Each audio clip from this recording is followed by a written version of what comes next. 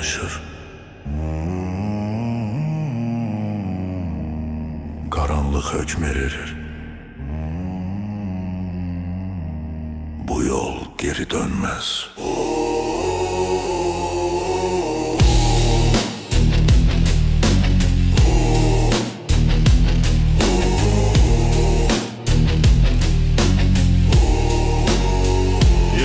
Adımlarımda üstünde iz bırakır. Geçmişim arkamca hele de bakır.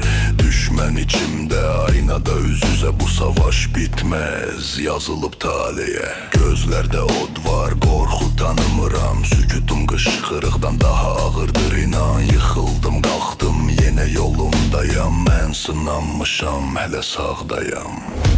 Kanunumu ben yazdım, kaydanı pozan ben oldum. Bu yol ölüm kadar aldı, geri dönüş yoktu, çoktan anladım. Bu bitmeyen savaş içimde alov. Ne gece susturar ne de zaman boğar. Ayakta kalanlar, tarih yazanlar. Ben buradayım, sarsılmaz divar. Bu bitmeyen savaş ruhumda iz. Ne korku dayandırar ne de sözler diz. Düşen düşer, duran yoluna bakar. Bu meydan zayıfları çoktan udar. Dost dediklerim kölgede gizlendi. Arkadan vuranlar yüze gülümsedi.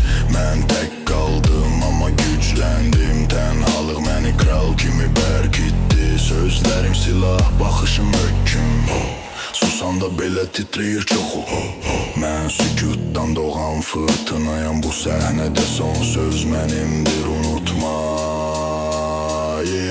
Mən yolu qanla yox iradəylə açdım. Yalan danışan dilləri tək sus tutdum. Zəiflik bəhanədir, mən onu tanımıram. Bu oyunda mərəmət anlayışı yoxdur, anla. Çökənlər çox oldu, qalanlar azdı. Həqiqət ağırdı, daşımaq cəsarət istəyir azdır. Mənim adım qorxu ilə pıçıldanır, çünki geri çəkilmək kitabımda yazılmır. Bu bitməyən savaş içimdeyiz.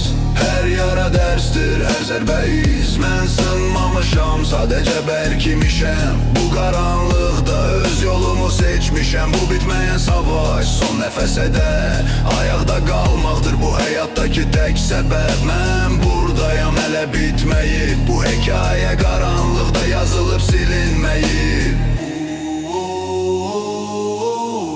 Savaş bitməz, sadəcə döyüşənlər dəyişər. Mən hələ buradayam.